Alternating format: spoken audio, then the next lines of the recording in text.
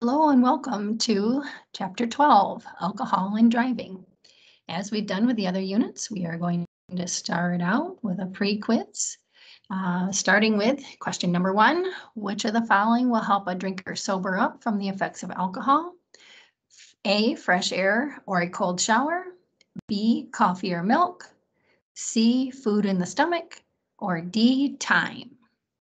And again, the answers to these will be asked for at the end of the unit here. So you're going to read through the question and obtain the best answer at this point.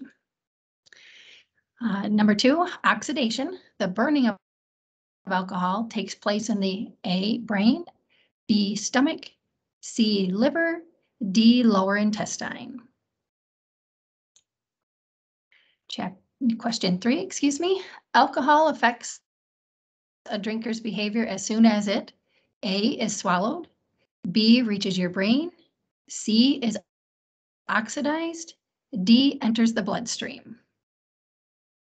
What factors affect your BAC levels? A, male or female, B, weight, C, size of the drink, or A, all of the above, or D, all of the above.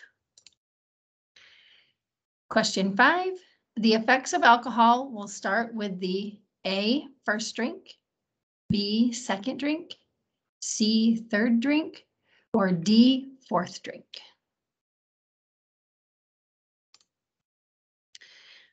Okay, next we're going to look at the facts about drinking and driving, how alcohol affects the body and driving ability.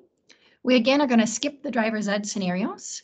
We'll look at the amount of alcohol in typical beverages, factors that affect BAC level, alcohol elimination, preventing drinking and driving. We're more than likely going to skip the retrieval practice, but we will look at snap drive. So here we're going to start out with facts about drinking. First question for you that you could answer in the final email is true or false? Reaction time is the first ability affected by alcohol. What do we think? Let's start looking on. And here you can see what are some of the reasons people drink and drive. Not aware of the dangers. They ignore the fact they will have to drive after drinking. Maybe they're in denial about the effects of drinking and driving. The dangers are so great that everyone who drives needs to know more about alcohol, including its effects, how it affects driving abilities, the real chances of causing a traffic crash. Unfortunately, too many people believe they can actually continue to drive safely after drinking alcohol. Drinking alcohol is illegal in all 50 states for anyone less than 21 years of age. Anyone who has been drinking should not drive. How often is alcohol involved in motor vehicle related crashes? Alcohol is involved in about 1 out of every 3 crashes. That's a pretty significant number when we think about it. That could be a lot of crashes. Here's a pretty rough looking scene. On the average, how many people die or are injured in alcohol related crashes each year? Deaths, more than 10,000 people. Injuries, more than 1 million people. Now, again, these statistics are nationwide, so they might be just a little bit different for Michigan, but still numbers to be aware of nonetheless. Okay, 150-pound male, over 21 years old. Odds of being involved in a crash by number of drinks consumed. Chances nearly double. Chances increase 3 to 7 times. Chances increase 3 to 20 times. And chances increase 55 to 85 times. Now, as we can see here, as we grow in the picture here, 1 drink, well, our chances will nearly double. If we have 4 drinks, our chance increases 3 to 7 times. If we're really drinking a lot and we're going to have 6 drinks, 13 to 20 times. And then we're going to see 2, 4, 6, 8 drinks will increase our chances by 55 to 85 times. So we want to be really alert and aware of drinking. It sounds like a lot, but individuals who may attend an event all day long could potentially consume 8 drinks. I want you to think for just a moment, if you're on a hot, sunny beach playing outside, you potentially have 8 drinks of water or maybe a lemonade or a Kool-Aid of some sort. So drinking that many beverages could be easy to do. However, with alcohol, the difference is it has an effect on the brain and the body, whereas water or maybe Kool-Aid is more healthy for us to enjoy as far as a drink in a hot summer day. Okay, I'll move down just a little bit. So now we're going to talk about drivers ages 16 to 19. What is blood alcohol concentration? This is a big one. You're going to want to know what BAC is, blood alcohol concentration. You will likely see that in testing protocols. You'll likely hear that as you're discussing driving. So we want to know that when someone says BAC, they're potentially talking about blood alcohol concentration.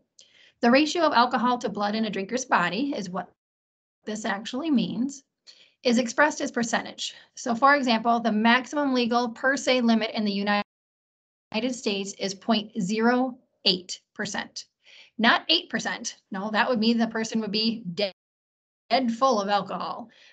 They're almost to the tippy top of their body full of alcohol at 8%. So we want to look at 0.08%. How does BAC affect the risk of being involved in a fatal crash? As we just learned, the higher the BAC, the greater the risk. But that was for all crashes. For male drivers aged 21 and over, but alcohol has even greater effect on younger drivers. Let's take a look at a subset of crashes. Those where the driver was at the age of 16 to 19 was killed in a crash. We will look at 3 different BAC levels. At 2, a BAC of 0.02 or 0.05, 7 times more likely to be killed in a crash than a sober driver. With a BAC of 0.085, they are 40 times more likely to be killed in a crash than a sober driver. Now here, as we just learned, BAC of 0.12, that's pretty high. They are 90 times more likely to be killed in a crash than a sober driver.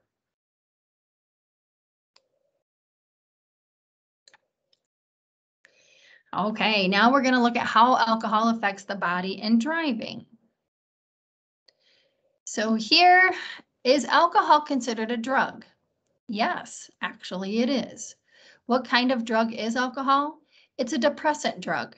It slows and impairs the central nervous system, which includes the brain and the spinal cord. In its raw form, it's clear and odorless. Is alcohol digested before being absorbed into the bloodstream? No, it is quickly and directly absorbed in the bloodstream. The bloodstream carries it to all parts of the body. Does alcohol affect the body's function starting at the same time? No, the effects of alcohol are progressive. This means that certain parts of the body and brain are affected before other parts. There are 3 main body functions that are affected by alcohol: muscle control, judgment, and vital functions. Have you ever seen somebody who was suspected of affected by alcohol? And how did they behave?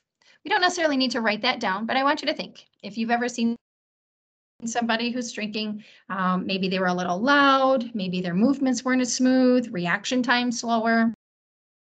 So just kind of think about that person you have seen drinking before as we go on in this unit. Here we're looking at a brain. The first effect is judgment and decision making, going back to our questions. The second effect it's going to control is muscle control. And then third effect is going to be vital functions. So we can see here, we'll kind of pop it up so it's a nice little picture view for you. Alcohol in the brain inhibits your brain from making good decisions, impairs judgment, lessens social inhibitions, or kind of makes you a little more bold as a social person.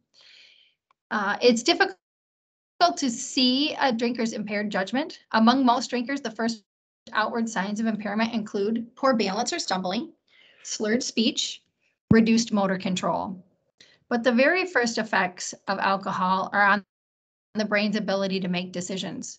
By the time the outward signs of impairment appear, the drinker's judgment is toast, as we're saying in this unit. All right, here is a video for us to watch.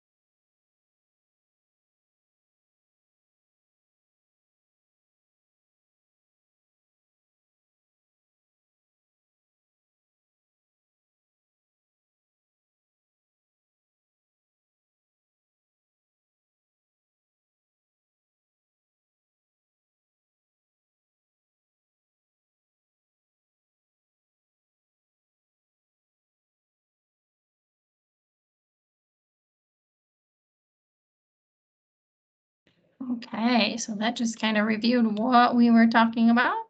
So I'm going to continue on here. So the next few slides we're going to look at is what aspect. We can also look at visual acuity. Alcohol can cause your vision to become blurry. So, and it may compromise an individual's ability to perceive a traffic scene and make good decisions. Peripheral vision, as the BAC rises, side vision decreases. So we normally know that most people have approximately 180 degrees of side vision, even while looking straight ahead. You can detect objects moving at the side. As BAC rises, that side vision decreases, kind of forming like a tunnel. So they miss important things, potentially of cars coming from right or left at intersections, pedestrians, animals, different things. So this is a good visual picture of what potentially is happening when you increase your blood alcohol content. Colors also become distorted. Color plays an important role in the highway transportation system. Alcohol reduces your ability to distinguish colors, jeopardizing your accurate perception of the full traffic scene. For example, as you can see here, this looks pretty blurry and bad. We're not sure, is it headlights? Is it traffic lights? Then we kind of had a glare up here. So what this picture actually is two cars stopped at potentially an intersection in the evening in a city. And the distorted vision with alcohol involved makes it look pretty awful, actually. Night vision, it affects your ability to automatically quickly regulate the amount of light entering your eyes, which decreases your night vision. Now, if you've ever ridden as a passenger in the evening time, you know that nighttime is a little scary driving anyways. We can't see as far as we can in the daytime. Takes a little longer for our eyes to adjust. So imagine if your eyes are even less available to obtain that light and see different things. It's going to make it a little bit worse out there if you're drinking. Distance judgment, alcohol decreases your ability to accurately judge distances. So you may think you have more room than you do, and you may not prepare to stop soon enough, thus maybe potentially getting into an accident. Focus is the final one of this slide, and alcohol slows the ability of the eyes to change focus rapidly from objects close to objects far away. We need to do that so we can look at the speedometer, we can look out to the road, we can look down to mechanicals in the truck or car, and still look back to maybe left or right to see what's coming from our side view too. So as you can see, from visual acuity, peripheral vision, color distinction, night vision, distance judgment, and focus, there's a lot of important information we need to use our eyes for. And when we drink and our eyes become less efficient, that's a big problem, really big problem. So how does alcohol affect behavior? Behavior is affected after just one drink. If we're looking at one drink, your inhibitions are lowered. A person may be less critical of him or herself and others. Judgment begins to be affected, and coordination may also be affected. Excuse me. People say things they wouldn't normally say. They do things they wouldn't normally do. Alcohol tends to break down internal barriers that prevent us from saying or acting on every thought we have. A person who might be more likely to engage in risky behaviors such as illicit drug use after consuming alcohol. Coordination may also be affected. A person may be less critical of him or herself, increasing the probability of engaging in risky behaviors. Drivers may be more easily distracted because alcohol negatively affects the driver's attention. After 2 drinks, reaction time will be slower. A person may appear relaxed and friendly. Reaction time begins to slow. Now we're looking at 0.06, or after 3 drinks. Judgment is not sound. A person will not think clearly and may do or say things that are rude, unreasonable, and reasoning is less reliable. Reaction time slows down. Now we're looking at 0.08. We're getting to that illegal marker. So after 4 drinks, hearing, speech, vision, and balance are adversely affected. A person may have difficulty pronouncing words. As eye muscles become more relaxed, focusing and tracking becomes more difficult. Although the driver may not be aware of it, reaction time is greatly slowed. Now we are over that legal limit, way over that legal limit. After 5 drinks, most behaviors are affected. Body parts do not seem to work together. Speech may be slurred. Performing any task that requires the use of hands and feet is difficult. Walking without stumbling is also difficult. Then we're going to go way up high to 0.40. After 12 drinks, a 150-pound person's BAC would be about 30%. So imagine 1/3 of your body just completely full of alcohol. At this level, a coma or deep sleep is not unusual. If there is enough alcohol in the stomach when the person passes out, the blood alcohol level will continue to rise. If the BAC reaches 0.40%, the person will be in a deep coma and near death. All right, here's a video for us.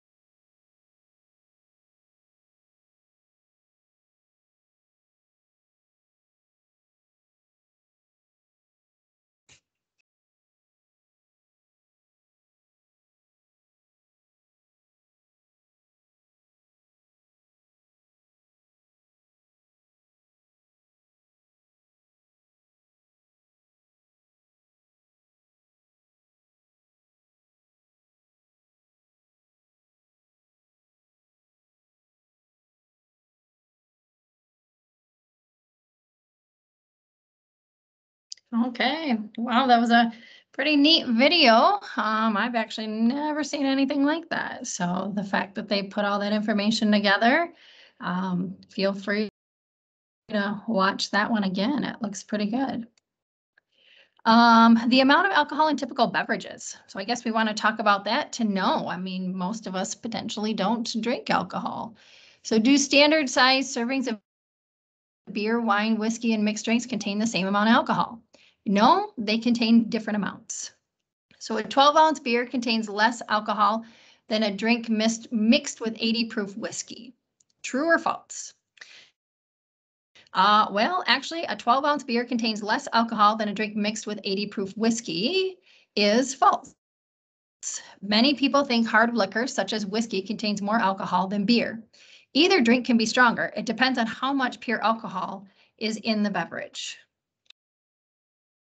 So here we have a beer. This is one standard serving size of beer is 12 ounces or approximately 5% of pure alcohol.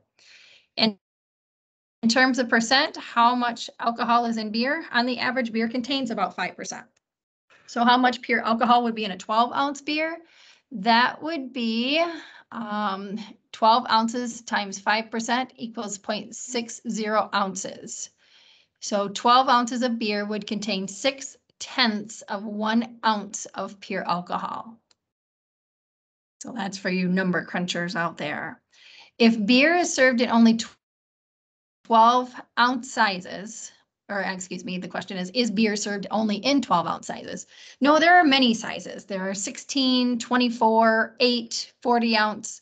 There's a lot of options. Whatever's something that sells quick and fast, they've determined that ounce to be important at that point in time. So here we're going to look at a 16-ounce of beer, and they want to talk again about the amount of pure alcohol.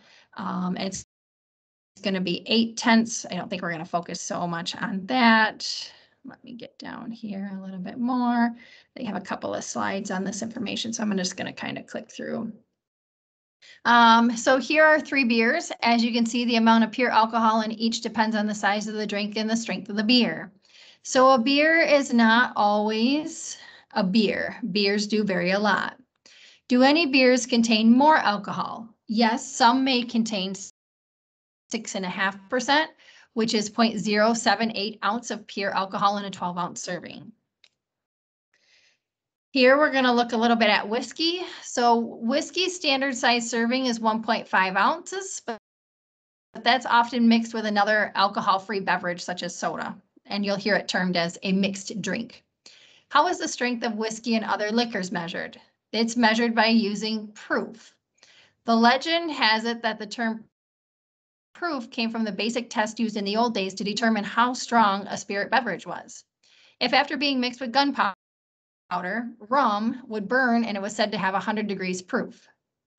That's kind of crazy. If the rum mixture did not burn, it was considered to be lower in strength and was taxed at a different rate. So that's kind of neat. You burn it with gunpowder and rum, and if that's how they determined the percentage there. Wine, what is the standard serving of wine? 5 ounces. It means that there are approximately 5 glasses per standard bottle of wine. So if you go to the grocery store and see a wine bottle, you would know that there's approximately 5 glasses of wine in each bottle. What is percentage of pure alcohol in wine on average? It's about 12%. So you can see we're increasing a little bit from beer. How much pure alcohol would a 5-ounce glass of wine contain? Well, that's going to be about 0.6 of 1 ounce of pure alcohol. And then here we're talking about mixed drinks, and mixed drinks won't be necessarily just a whiskey or a rum or a wine and some soda. It may be multiple alcoholic beverages. It may be multiple non-alcoholic beverages. It's people along the way have found something that tastes very good, so they'll mix a varied number of items in there and make a drink. So that makes it a little more difficult to know what your percentage or what your proof would be in there, as now you're mixing multiple different percentages of alcohol together. So here, this is just giving us a cute picture of a mixed drink. And this one, they're trying to calculate it. I think it gets a little confusing. So we're just going to say, if you're with somebody who has a mixed drink, maybe understand it might have more ability to increase the BAC quickly because it may be a more combined concentration of alcohol and the percentage of it. So factors that affect BAC. Do you think that two people who drink the same thing at the same time will have the same BAC level? Not necessarily. It depends on a lot of things. Gender and weight are just two. Time spent drinking can be another one. And of course, the drink itself. So here we're just going to talk about a little bit, starting with gender. Research indicates that alcohol effects on females tend to be stronger and last longer.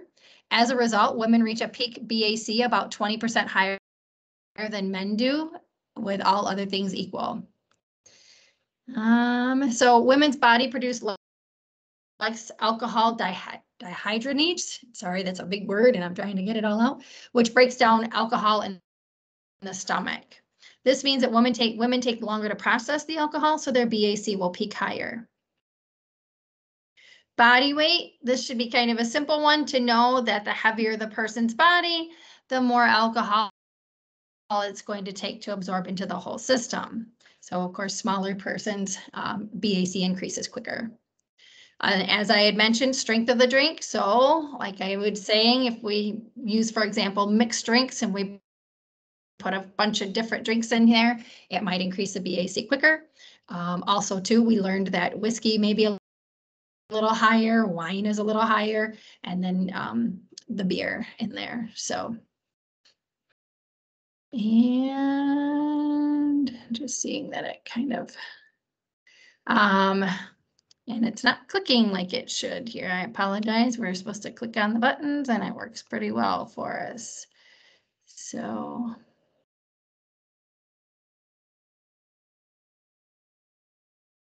Yeah, let's see if I can straighten that up. So here we got it to the strength. I apologize. Now it's loading correctly.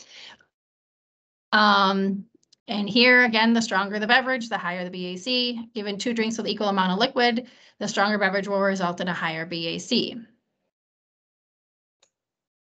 The size, well, we pretty much can see that if we're going to drink 24 ounces of beer, it's probably going to have more of an effect than a 12-ounce beer. Larger drinks of the same alcohol strength do have more alcohol than the smaller version, resulting in a higher BAC. For example, a 24-ounce beer contains twice as much alcohol as a 12-ounce beer of the same brand. Consuming 24 ounces of beer will result in that higher BAC than consuming a 12-ounce beer. Yeah. What you eat, trying to prevent becoming intoxicated by drinking only on a full stomach may just result in a, well-fed drunk. Can food in the stomach absorb alcohol? The answer is no. All the alcohol a drinker consumes will eventually be absorbed into the bloodstream. But food does affect how fast the alcohol is absorbed by the body. Consuming alcohol on an empty stomach will speed up the rate of which the alcohol is absorbed. Drinking after eating food will slow down the rate of absorption. However, in the end, it's still going to absorb in the body. And I'm not sure what we're doing with a stick of butter, so let's check that out. You may have heard that people eating certain foods to coat the stomach so that the alcohol is not absorbed. Bread, milk, olive oil, even a whole stick of butter. Oh, that doesn't sound very good at all. No, that doesn't work, and it's unhealthy. We can only imagine. Now we can just imagine time spent drinking. Spreading out drinking over time will result in a lower peak BAC, other factors being equal. The BAC would reach a higher level if a person had 3 drinks in 1 hour than if a person had 1 drink for an hour, each hour for 3 hours. So we can see there that if you're drinking quickly, it's going to increase that BAC. If you take a little more time, of course, it'll absorb a little slowly, but eventually it'll all absorb through the bloodstream. Now we're going to talk about alcohol elimination because, well, what goes in does have to come out. So here, breathing, perspiring, and oxidation. These are the three primary methods the body eliminates alcohol. How much alcohol is eliminated through breathing is approximately 8%. This explains why you can detect odor of alcohol on a drinker's breath. How much alcohol is eliminated through perspiring and sweating? Well, that's little. It's about 2%. And oxidation is 90%. So most of that poor little liver is going to do most of the work and get that alcohol out of the body. So we're just beating up on an internal organ there. True or false? The body eliminates alcohol at the rate of 1 drink per hour on average. The answer to this one is false. It takes significantly longer for the body to remove 1 drink's worth of alcohol from the bloodstream. Okay, we're going to watch another video here.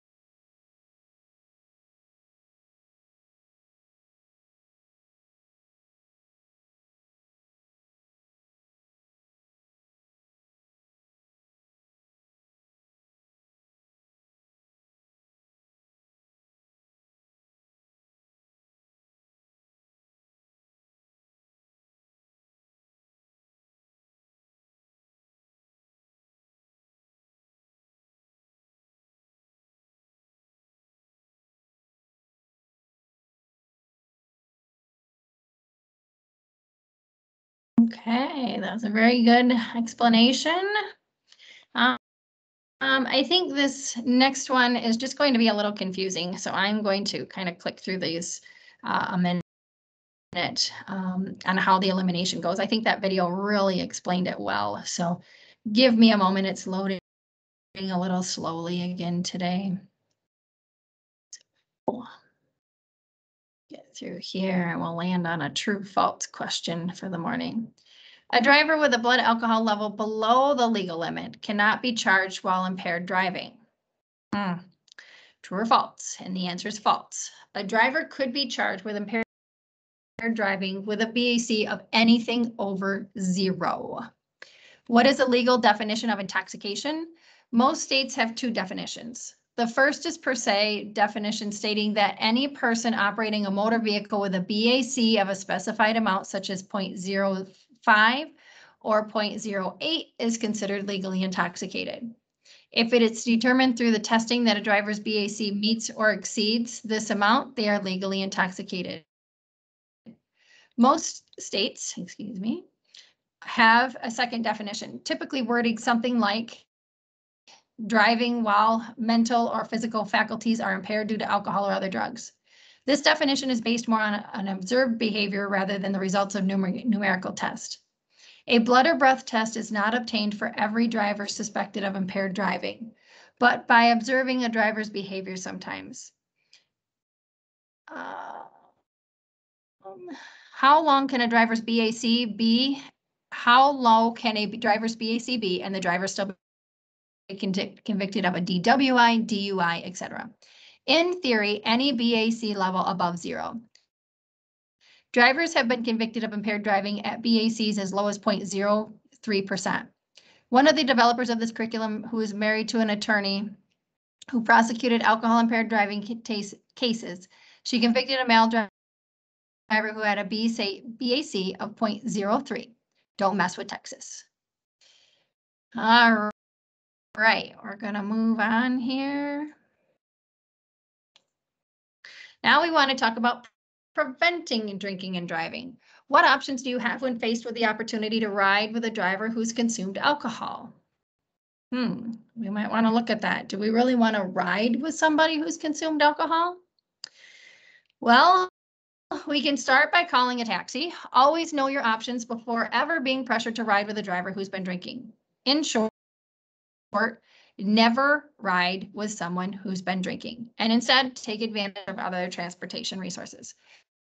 Call a sober friend for a ride, call your parents, use public transportation if available, summon a ride-hailing service, or call for a taxi. Or nowadays we could use Uber or Lyft if we needed to. I made the commitments that my parents would not drink, and I'm going to stick to my word. Okay. It is also maybe helpful to have a set of prepared responses at the ready. It's important to understand that peer pressure can influence the way you think, what you do, and whether or not you drink or drink and drive. Some effective options could include, I made the commitment to my parents that I would not drink. I'm going to stick to my word. Here, it's important to understand that peer pressure can influence the way you think and what you do, whether you not drink or drive, again, as they're stating. Sorry, that just repeated that slide, I realized. My parents made drinking alcohol a condition of being able to drive, and I don't want to lose that privilege. My parents could choose to test me for alcohol in my blood at any point and will not let that happen. Or alcohol does not mix with my health and fitness goals, and I cannot let it interfere with those goals. So those are good ways to kind of look at not drinking, maybe by having a little opportunity associated with it. What to do? You could stay put, stay where you are if it's safe. Do not get in a vehicle with an impaired driver. If you do find yourself away from home, such as a gathering, and are wondering how to handle getting home, here are some options people your age have found that work well. We can stay put. We can say no, avoid being pressured to ride. We could plan ahead. Maybe we know we're going to an area or an activity where potentially we could have an issue, so we plan ahead. And then we could be responsible. Protect others from impaired drivers. Do not allow the impaired driver to drive. So maybe you drive the impaired driver home, even in their car. That could give an option for you to get transportation home and get the person home who had been drinking safely. And standardized field sobriety test. So take a guess at the percentages that correctly complete the sentence. Blank percent of drivers consider driving after consuming alcohol, yet be a very serious threat. Yet approximately what percent admit to doing so in the past month? So we'll back up. Take a guess at the percentages that correctly complete the sentence. And the answer is 90% of drivers consider driving after consuming alcohol to be a very serious threat. Yet approximately 15% admit to doing so in the past month. This is called the breathalyzer test. So if you were a suspect of drinking, an officer may perform this test on you, and they would fully explain how it works and what it's looking for. But what it's really giving them is a quality of air sample with your alcohol concentration. Here's just kind of a cute little thing here. And let me scroll through a few of these.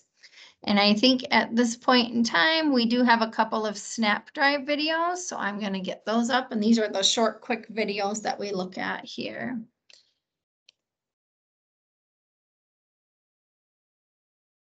So what's going on here? It's pretty tight and busy. All of the vehicles around you, an intersection ahead in the lane you are in may continue. Is there anything else going on that we should be reading? Okay.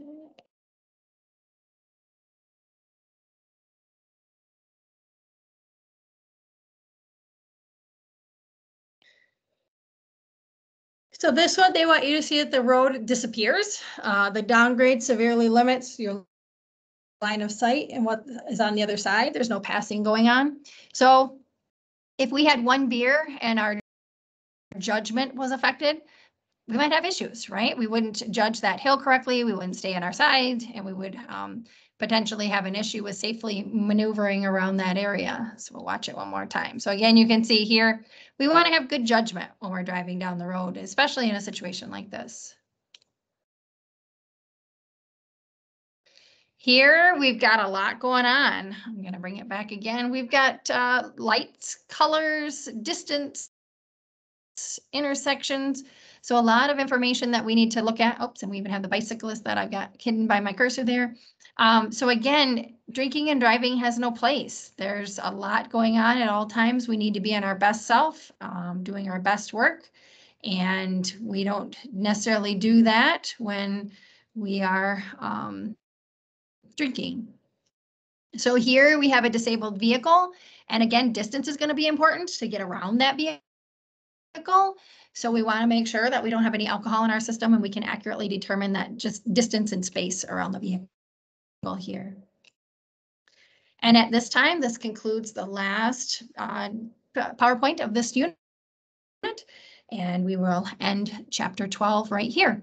Now you'll have a post test coming up and you're going to finish that and return it back by email, of course, along with any questions you may have about this unit.